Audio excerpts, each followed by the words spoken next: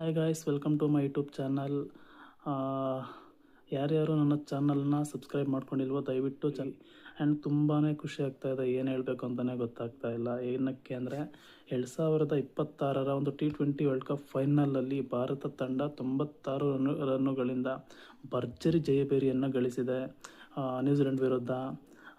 Hosting nation ಅಥವಾ ಇಂಡಿಯಾದಲ್ಲಿ ಅಥವಾ ಯಾವುದೇ ಒಂದು ಬೇರೆ ಬೇರೆ ಹೋಸ್ಟಿಂಗ್ ನೇಷನಲ್ಲಿ ಅಂತ T20 ವರ್ಲ್ಡ್ ಕಪ್ನ ಗೆದ್ದಾಗ ಯಾವುದೇ ಒಂದು ತಂಡ ಕೂಡ ಹೋಸ್ಟಿಂಗ್ ನೇಷನಲ್ಲಿ T20 ವರ್ಲ್ಡ್ ಕಪ್ಪನ್ನು ಇದುವರೆಗೂ ಗೆದ್ದಿರಲಿಲ್ಲ. ಸೊ ಆ ಒಂದು ರೆಕಾರ್ಡನ್ನು ಇವತ್ತು ನಮ್ಮ ಭಾರತ ತಂಡ ಕ್ರಿಯೇಟ್ ಮಾಡಿದೆ. ಸೊ ಮೊದಲ ತಂಡವಾಗುತ್ತೆ ಹೋಸ್ಟಿಂಗ್ ನೇಷನಲ್ಲಿ T20 ವರ್ಲ್ಡ್ ಕಪ್ಪನ್ನು ಗೆದ್ದಂತಹ ತಂಡ. And back to back 2 T20 world ಕಪ್ಪನ್ನು ಕೂಡ ಗೆದ್ದಿದೆ, 2024, 2026. And India become the first team to win 3 T20 world cups. 2007ರಲ್ಲಿ ಫಸ್ಟ್ ಎಡಿಷನಲ್ಲಿ T20 ವರ್ಲ್ಡ್ ಕಪ್ಪನ್ನು ಗೆದ್ದಿತ್ತು. ಅದಾದಮೇಲೆ ಸುಮಾರು 17 ವರ್ಷಗಳ ಬಳಿಕ, ಅಂದರೆ ಲಾಸ್ಟ್ ಟೈಮ್ 2024ರಲ್ಲಿ ರೋಹಿತ್ ಶರ್ಮಾ ಅವರ ಕ್ಯಾಪ್ಟನ್ಸಿಲಿ ಗೆದ್ದಿತ್ತು. ಫಸ್ಟು ಕ್ಯಾಪ್ಟನ್ ಧೋನಿ ಅವರು ಆಗ್ತಾರೆ T20 ವರ್ಲ್ಡ್ ಕಪ್ಪನ್ನು ಗೆದ್ದಿರೋರು. ಆ್ಯಂಡ್ ಇವಾಗ ಸೂರ್ಯಕುಮಾರ್ ಯಾದವ್ ಅವರು ಆಗ್ತಾರೆ. ಆ್ಯಂಡ್ ಇನ್ನೊಂದೇನು ಹೇಳಬೇಕು ಅಂತ ಅಂದರೆ, ಮ್ಯಾಚ್ ನಡೆಯೋದಕ್ಕೂ ಮೊದಲು ಅಂದರೆ ನಿನ್ನೆ ಒಂದು ಸ್ಟೇಟ್ಮೆಂಟ್ ಎಲ್ಲ ಕಡೆ ವೈರಲ್ ಆಗುತ್ತೆ. ಏನಪ್ಪ ಅಂತಂದರೆ, ನ್ಯೂಜಿಲೆಂಡ್ ನಾಯಕ ಅವರು ಮಿಚೆಲ್ ಸ್ಯಾಂಟ್ನರ್ ಅವ್ರು ಹೇಳ್ತಾರೆ, ಇಂಡಿಯಾನ T20 ವರ್ಲ್ಡ್ ಕಪ್ನ ಫೈನಲ್ಲಿ ಸೋಲಿಸ್ಬಿಟ್ಟು ಬಂದಿರೋವಂಥ ಕ್ರೌಡನ್ನು ನಾವು ಸೈಲೆಂಟ್ ಮಾಡ್ತೀವಿ ಅಂತ.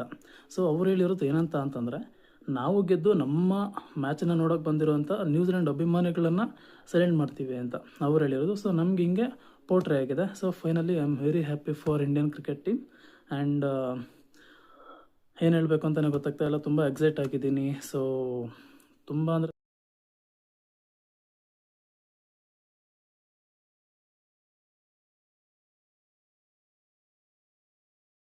ಆ ಒಂದು ಇದರಲ್ಲೂ ಕೂಡ ನಾವು ಲೀಗ್ ಹಂತದಲ್ಲಿ ಹೊರಗಡೆ ಬೀಳ್ತೀವಿ. ಆ್ಯಂಡ್ ಆಮೇಲೆ 2022 ಸೆಮೀಸಲ್ಲಿ ಇಂಗ್ಲೆಂಡ್ ವಿರುದ್ಧ ಸೋಲ್ತೀವಿ. ಆ್ಯಂಡ್ 2023 WTC ಅಗೈನ್ ಮತ್ತೆ ಆಸ್ಟ್ರೇಲಿಯಾ ಮೇಲೆ ಸೋಲ್ತೀವಿ. 2023 ಒನ್ ಡೇ ವರ್ಲ್ಡ್ ಕಪ್, ಅದನ್ನು ಕೂಡ ಬಹುತೇಕ ಸೇಮ್ ಇವಾಗ T20 ವರ್ಲ್ಡ್ ಕಪ್ ಇದ್ದಿರೋವಂಥ ಒಂದು ವೆನ್ಯೂದಲ್ಲೇ ಸೋತಿರ್ತೀವಿ. ಆಸ್ಟ್ರೇಲಿಯಾದವರು ಚೇಸ್ ಮಾಡಿ ಆ ಒಂದು ಪಂದ್ಯದಲ್ಲೂ ಕೂಡ ನಾವು ಸೋಲನ್ನು ಕಂಡಿರ್ತೀವಿ. ಆ್ಯಂಡ್ ಇವಾಗ ಫಸ್ಟ್ ಟೀಮ್ ಆಗುತ್ತೆ, ಮೂರು ವರ್ಲ್ಡ್ ಕಪ್ ಗೆದ್ದಿರೋಂತಹ ಫಸ್ಟ್ ಟೀಮ್ ಅನ್ನೋದಕ್ಕೆ ತುಂಬಾ ಖುಷಿ ಆಗುತ್ತೆ. ಆ್ಯಂಡ್ ಆಫ್ಟರ್ ಆಲ್ಮೋಸ್ಟ್ 10 years ನಮಗೆ ಯಾವುದೇ ಒಂದು ಟ್ರೋಫಿ ಬಂದಿರಲ್ಲ. ಆ್ಯಂಡ್ ಇವಾಗ ಬ್ಯಾಕ್ ಟು ಬ್ಯಾಕ್ ಲಿಮಿಟೆಡ್ ಓವರ್ಸಲ್ಲಿ ಒಂದು 2024ರ T20 ವಿಶ್ವಕಪ್ ಆಗ್ಬೋದು, 2025ರಲ್ಲಿ ಚಾಂಪಿಯನ್ ಟ್ರೋಫಿ, ಆ ಒಂದು ICC ಟ್ರೋಫಿ ಅದು ಆಗ್ಬೋದು, ಇವಾಗ ಆಗ್ಬೋದು. ತುಂಬ ಅಂದರೆ ತುಂಬ ಖುಷಿ ಆಗ್ತಾಯಿದೆ. ಇಂಡಿಯಾ ಈ ಥರ ಒಂದು ವರ್ಲ್ಡ್ ಕಪ್ಗಳನ್ನ ಗೆಲ್ತಾ ಹೋದರೆ, ಗೆದ್ದು ಹಿಂಗೆ 40 ಕೋಟಿ ಭಾರತೀಯರು ಕೂಡ ತುಂಬ ಅಂದರೆ ತುಂಬ ಖುಷಿಯಾಗಿರ್ತಾರೆ. ಆ್ಯಂಡ್ ನಾವು ಮೇಯ್ನಾಗಿ ಮಾತಾಡಬೇಕಾಗಿರೋದು ಇವತ್ತಿನ ಒಂದು ಕಂಟೆಂಟಲ್ಲಿ ಅಭಿಷೇಕ್ ಶರ್ಮಾ ಅವ್ರ ಬಗ್ಗೆ ಮಾತಾಡಲೇಬೇಕಾಗುತ್ತೆ. ಯಾಕಂದರೆ ಅವ್ರಿಗೆ ಈ ಒಂದು ವರ್ಲ್ಡ್ ಕಪ್ ಅಷ್ಟೊಂದು ಒಂದು ಒಳ್ಳೆ ರೀತಿಯಲ್ಲಿ ಅವರು ಪರ್ಫಾರ್ಮೆನ್ಸ್ನ ಕೊಟ್ಟಿರೋದಿಲ್ಲ. ಆ್ಯಂಡ್ ಇವತ್ತು ತುಂಬ ಅಂದರೆ ತುಂಬಾ ಚೆನ್ನಾಗಿ ಆಡ್ತಾ ಇದ್ದಾರೆ. ಬ್ಯಾಕಪ್ ಓಪನರ್ ಆಗಿ ಸೆಲೆಕ್ಟ್ ಆಗಿದ್ದಂತಹ ಒಂದು ಸಂಜು ಸ್ಯಾಮ್ಸನ್ ಅವರು ಕೂಡ ಕಳೆದ ಒಂದು 3 ಅಂದರೆ ಈ ಮ್ಯಾಚು ಕೂಡ ಸೇರಿಕೊಂಡು ನ್ಯೂಜಿಲೆಂಡ್ ವಿರುದ್ಧ ಇವತ್ತು ಒಂದು 89 ರನ್ನನ್ನು ಗಳಿಸ್ತಾರೆ. ಹಿಂದಿನ ಮ್ಯಾಚಲ್ಲಿ ಅಂದರೆ ಇಂಗ್ಲೆಂಡ್ ವಿರುದ್ಧ ಸೆಮಿಫೈನಲಲ್ಲಿ 89 ರನ್ನನ್ನು ಗಳಿಸ್ಕೋತಾರೆ. ಆ್ಯಂಡ್ ಅದಕ್ಕಿಂತ ಮುಂಚೆ ಮ್ಯಾಚ್ ವೆಸ್ಟ್ ಇಂಡೀಸ್ ವಿರುದ್ಧ ಕೂಡ ಮ್ಯಾಚ್ ವಿನ್ನಿಂಗ್ ನಾಕ್ 97 ನಾಟ್ ಔಟ್, ಆ ಮ್ಯಾಚಲ್ಲೂ ಕೂಡ ಒಂದು ಒಳ್ಳೆ ಪರ್ಫಾರ್ಮೆನ್ಸನ್ನು ಕೊಟ್ಟಿರ್ತಾರೆ. ಒಟ್ಟಾರೆ ಅವರು ಕೂಡ ಒಬ್ಬ ಒಳ್ಳೆ ಓಪನರ್. ಅಂದರೆ ಮುಂಚೆ ಎಲ್ಲ ಅವ್ರಿಗೆ ಅಷ್ಟೊಂದು ಚಾನ್ಸ್ ಸಿಗ್ತಾ ಇರಲಿಲ್ಲ, ಸಿಕ್ಕಾಗ ಕೆಲವೊಮ್ಮೆ ಇಲ್ಲಿ ಎಲ್ಲ ಯುಟಿಲೈಸ್ ಮಾಡ್ಕೊಂಡಿದ್ರು. ಬಟ್ ಇವಾಗ ಅವರು ಸ್ಥಾನನ ಟೀಮ್ ಇಂಡಿಯಾ ಅಥವಾ T20 ಫಾರ್ಮ್ಯಾಟಲ್ಲಿ ಅವರ ಪ್ಲೇಸ್ ಸದ್ಯಕ್ಕೆ ಇವಾಗ ಪರ್ಮನೆಂಟ್ ಆಗಿದೆ. ಆಮೇಲೆ ಇನ್ನೊಂದು ಇದ್ರ ಬಗ್ಗೆ ಏನು ಹೇಳಬೇಕು ಅಂತಂದರೆ, ಸೂರ್ಯಕುಮಾರ್ ಯಾದವ್ ಅವ್ರ ಬಗ್ಗೆ ಮಾತಾಡಲೇಬೇಕಾಗುತ್ತೆ. ICC ನಾಕೌಟ್ಸ್ ಅಂತ ಬಂದರೆ ಅವರು ಆ ಮನುಷ್ಯನಿಗೆ ಏನಾಗುತ್ತೆ ಅಂತಲೇ ಗೊತ್ತಾಗಲ್ಲ. 2023 ವರ್ಲ್ಡ್ ಕಪ್ ಫೈನಲ್ ತಗೊಳ್ಳಿ, 28 ಬಾಲ್ಗೆ 18, ಅಟ್ಲೀಸ್ಟ್ ಒಂದು ಸ್ವಲ್ಪ ರನ್ನಾದರೂ ಹೊಡೆದಿದ್ರೆ ಏನೋ ಒಂದು ಸ್ವಲ್ಪ ಚಾನ್ಸ್ ಇರೋದು. ಅವತ್ತೂ ಕೂಡ ಆಡಲಿಲ್ಲ. ಅಗೈನ್ 2024ರ T20 ವರ್ಲ್ಡ್ ಕಪ್, ಅವತ್ತೂ ಕೂಡ ಅವ್ರ ಕಡೆಯಿಂದ ಒಂದು ಒಳ್ಳೆ ಉತ್ತಮ ರೀತಿಯಲ್ಲಿ ಪರ್ಫಾರ್ಮೆನ್ಸ್ ಕೂಡ ಬಂದಿರಲ್ಲ. ಆ್ಯಂಡ್ ಅಗೈನ್ ಈ ವರ್ಷ ಸೆಮಿಫೈನಲಲ್ಲಿ ಆಗ್ಬೋದು, ಫೈನಲಲ್ಲಿ ಆಗ್ಬೋದು, ಅವ್ರ ಕಡೆಯಿಂದ ಒಂದು ಒಳ್ಳೆ ಇವತ್ತು ಪರ್ಫಾರ್ಮೆನ್ಸ್ ಕೂಡ ಬಂದಿಲ್ಲ. ಒಂದು ಫೇಸ್ ಮಾಡಿದ ಬಾಲ್ಗೆ ಡಕ್ಔಟ್ ಆಗ್ತಾರೆ. ಲಾಸ್ಟ್ ಮ್ಯಾಚು ಕೂಡ ಅಂದರೆ ಸೆಮಿಫೈನಲಲ್ಲಿ ಇಂಗ್ಲೆಂಡ್ ವಿರುದ್ಧ, ಆ ಮ್ಯಾಚು ಕೂಡ ಅವ್ರ ಕಡೆಯಿಂದ ಒಂದು ಒಳ್ಳೆ ರನ್ ಭಾರತ ತಂಡಕ್ಕೆ ಸಿಕ್ಕಿರಲ್ಲ. ಸೊ ಏನಾಗುತ್ತೆ ಅಂತ ಗೊತ್ತಿಲ್ಲ. ಗೆದ್ದಿದ್ದಾರೆ, ಅವರು ಕ್ಯಾಪ್ಟನ್ಸಿಲೇ ಒಂದು T20 ವರ್ಲ್ಡ್ ಕಪ್ ಗೆದ್ದಿದೆ.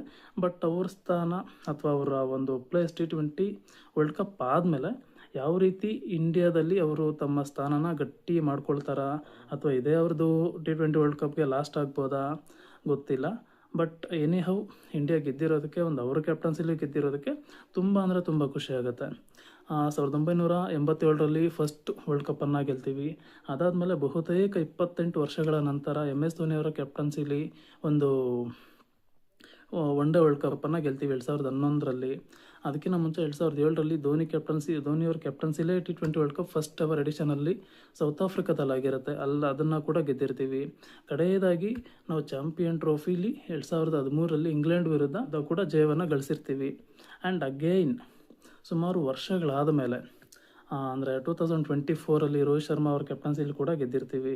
ಆಮೇಲೆ ಅಗೈನ್ ಅವ್ರ ಕ್ಯಾಪ್ಟನ್ಸಿಲೇ ಅಂದರೆ ರೋಹಿತ್ ಶರ್ಮಾ ಕ್ಯಾಪ್ಟನ್ಸಿ ಕೂಡ ಒಂದು ಚಾಂಪಿಯನ್ ಟ್ರೋಫಿನ ಹೋದ ವರ್ಷ ಗೆದ್ದಿರ್ತೀವಿ.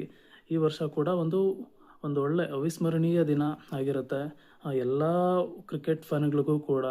ಸೊ ತುಂಬ ಅಂದರೆ ತುಂಬ ಖುಷಿ ಆಗ್ತಾ ಇದೆ. ಆಮೇಲೆ ಅಭಿಷೇಕ್ ಶರ್ಮಾ ಅವ್ರ ಬಗ್ಗೆ ಮಾತಾಡಲೇಬೇಕು.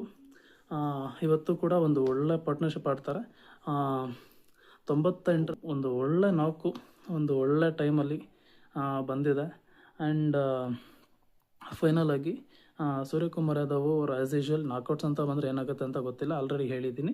ಸೊ ಅವರು ಇನ್ನು ಮುಂದೆ ಆದ್ರೂ ಸ್ವಲ್ಪ ಇನ್ನೂ ನನಗೆ ಗೊತ್ತಿದ್ದಂಗೆ ನೆಕ್ಸ್ಟ್ ಇನ್ನೊಂದು T20 ವರ್ಲ್ಡ್ ಕಪ್ವರೆಗೂ ಅವರು ಟೀಮ್ ಇಂಡಿಯಾದಲ್ಲಿ ಇರ್ತಾರೆ ಅಂತ ನನಗೇನೋ ಅನ್ನಿಸ್ತಾ ಇಲ್ಲ. ಬಹುತೇಕ ಅವ್ರದ್ದು ಕಡೆ T20 world cup. But matches ಕೆಲವೊಂದು ಮ್ಯಾಚಸಲ್ಲಿ ಅವರು ಭಾರತ ತಂಡನ ಪ್ರತಿನಿಧಿಸ್ಬೋದು. ಅದ್ರ ಬಗ್ಗೆ ಅಷ್ಟಾಗಿ ಕ್ಲಾರಿಟಿ ಇಲ್ಲ. ಬಟ್ ಸ್ಯಾಮ್ಸನ್ ಅವ್ರಿಗಿನ್ನೂ ಒಂದು ಸ್ವಲ್ಪ ಬೇಜಾನ್ ಕ್ರಿಕೆಟ್ ಆಡೋ ಇಶಾನ್ ಕಿಶನ್ ಅವರು ಕೂಡ ಒಂದು ಒಳ್ಳೆ ಪಾರ್ಟ್ನರ್ಶಿಪ್ಪನ್ನು ಆಡ್ಕೊಡ್ತಾರೆ. ಒಂದು ಒಳ್ಳೆ ಸಮಯದಲ್ಲಿ ಅವ್ರ ಕಡೆಯಿಂದ ಕೂಡ ಒಂದು ಅರ್ಧಶತಕ ಫೈನಲಲ್ಲಿ T20 ವಿಶ್ವಕಪ್ನ ಒಂದು ಫೈನಲಲ್ಲಿ ನ್ಯೂಜಿಲೆಂಡ್ ವಿರುದ್ಧ ಅವರು ಕೂಡ ಒಂದು ಒಳ್ಳೆ ಒಂದು ರನ್ ಗಳಿಸುವ ಮುಖಾಂತರ ಒಂದು ಒಳ್ಳೆ ಕಾಣಿಕೆಯನ್ನು ಕೊಡ್ತಾರೆ. ತುಂಬ ಅಂದರೆ ತುಂಬ ಖುಷಿ ಆಗುತ್ತೆ ಇಂಡಿಯಾ ಟೀಮ್ನ ಈ ರೀತಿ ನೋಡ್ತಾ ಇರೋದಕ್ಕೆ. ಮುಂಚಿನ ಥರ ಒಂದು ಹಳೇ T20 ವರ್ಲ್ಡ್ ಕಪ್ಪು ಅಥವಾ one day world cup semifinal ಅಥವಾ ಫೈನಲ್ ಆ ಥರ ಹೋದಾಗೆಲ್ಲ ಹತ್ತತ್ರನೇ ಹೋಗ್ಬಿಟ್ಟು ಸೋಲ್ತಾ ಇದ್ವಿ. ಇನ್ನು ಮುಂದೆ ಆ ರೀತಿ ಆಗದಿರ ಇರಲಿ.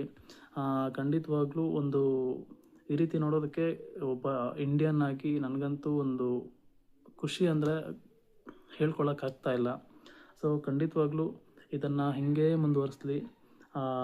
ಆಮೇಲೆ ಸಂಜು ಸ್ಯಾಮ್ಸನ್ ಅವ್ರ ಬಗ್ಗೆ ಹೇಳೋದಾದರೆ ಅವರು ಟೋಟಲ್ ಈ ಒಂದು T20 ವರ್ಲ್ಡ್ ಕಪ್ನ ಟೋಟಲ್ 9 ಮ್ಯಾಚಸ್, ಫಸ್ಟು ಲೀಗ್ ಹಂತದಲ್ಲಿ 4 ಮ್ಯಾಚ್, ಸೂಪರ್ 8ಅಲ್ಲಿ ಒಂದು 3 ಮ್ಯಾಚ್, ಸೆಮಿಫೈನಲ್ ಮತ್ತು ಇದೆಲ್ಲ ಸೇರಿಕೊಂಡು ಟೋಟಲ್ 9 ಮ್ಯಾಚಲ್ಲಿ ಅವ್ರಿಗೆ ಅವಕಾಶ ಸಿಗೋದು ಆಡಲಿಕ್ಕೆ ಬರೀ ಒಂದು 5 ಮ್ಯಾಚಲ್ಲಿ ಮಾತ್ರ ಸಿಗುತ್ತೆ. ನಮೀಬಿಯಾ ವಿರುದ್ಧ ಸಿಗುತ್ತೆ. ಅದಾದಮೇಲೆ ಸೂಪರ್ 8ಗೆ ಕ್ವಾಲಿಫೈ ಆದಾಗ ಜಿಂಬಾಬ್ವೆ ಮೇಲೆ ಬ್ಯಾಟಿಂಗ್ ಆಡೋಕ್ಕೆ ಒಂದು ಅವಕಾಶ ಸಿಗುತ್ತೆ. ಅದಾದಮೇಲೆ ವೆಸ್ಟ್ ಇಂಡೀಸ್ ಮೇಲೆ ಕೂಡ ಅವ್ರಿಗೆ ಚಾನ್ಸ್ ಸಿಗುತ್ತೆ. ಅವರು ಒಂದು ಒಳ್ಳೆ ರೀತಿಯಲ್ಲಿ ಪರ್ಫಾರ್ಮೆನ್ಸನ್ನು ಕೊಟ್ಟಿದ್ದಾರೆ. ಹೇಳ್ತಾ ಹೋಗೋದಾದರೆ ಆ ಮನುಷ್ಯನ ಬಗ್ಗೆ ಎಷ್ಟು ಹೇಳಿದ್ರು ಸಾಲದು. ಯಾಕಂದರೆ ಒಂದು ಜೆಮ್ ಆಫ್ ಎನ್ ಇನ್ನಿಂಗ್ಸ್ ಈ ಪ್ಲೈಡ್. ಆಮೇಲೆ ಲಾಸ್ಟು ಅವ್ರ ಬಗ್ಗೆ ಹೇಳೋದಾದರೆ ಮ್ಯಾನ್ ಆಫ್ ದಿ ಸೀರೀಸ್ ಅವ್ರಿಗೆ ಬಂದಿದೆ. 5 ಮ್ಯಾಚಲ್ಲಿ 321 ರನ್ನನ್ನು ಗಳಿಸ್ತಾರೆ. ಲಾಸ್ಟು ಒಬ್ಬ ಇಂಡಿಯನ್ ವಿರಾಟ್ ಕೊಹ್ಲಿ ಅವರು ಆಗ್ತಾರೆ. 319 ರನ್ನನ್ನು T20 ವರ್ಲ್ಡ್ ಕಪ್ನ ಒಂದು ಎಡಿಷನಲ್ಲಿ ಅಷ್ಟು ರನ್ಗಳನ್ನ ಅವರು ಗಳಿಸ್ಕೊಂಡಿರ್ತಾರೆ. ಬಟ್ 321 ರನ್ ಗಳಿಸುವ ಮೂಲಕ ಸಂಜು ಸ್ಯಾಮ್ಸನ್ ಅವರು ವಿರಾಟ್ ಕೊಹ್ಲಿ ಅವರ ರೆಕಾರ್ಡನ್ನು ಬ್ರೇಕ್ ಮಾಡ್ತಿದ್ದಾರೆ. So man of the series ಕೂಡ ಅವ್ರಿಗೆ ಹೋಗ್ತಿದೆ. And man of the match ಬಗ್ಗೆ ಮಾತಾಡೋದಾದರೆ Jasprit Bumrah, what a bowler amazingly he has done his work. ಏನಕ್ಕೆ ಕೇಳ್ತಾ ಇದ್ದೀನಿ ಅಂತಂದರೆ ಆ ಒಂದು ಹಂತದಲ್ಲಿ ನ್ಯೂಜಿಲೆಂಡ್ ಅವ್ರ ಕಡೆಯಿಂದ ಯಾವುದೇ ರೀತಿಯಲ್ಲೂ ಫೈಟ್ ಬಂದಿಲ್ಲ. ಬಟ್ ಅವ್ರ ಕಡೆಯಿಂದ 15 ರನ್ಗೆ 4 ಓವರ್ಗೆ ಒಂದು 4 ವಿಕೆಟ್ ಪ್ರಮುಖವಾಗಿ ವಿಕೆಟ್ಗಳನ್ನು ಪಡಿತಾರೆ. ಸೊ ನನಗೆ ಗೊತ್ತಿದ್ದಂಗೆ ಅವ್ರಿಗೆ ಮ್ಯಾನ್ ಆಫ್ ದಿ ಮ್ಯಾಚ್ ಹೋಗ್ತಾ ಇದೆ. ಆ್ಯಂಡ್ ಮತ್ತೆ ಸಿಗೋಣ.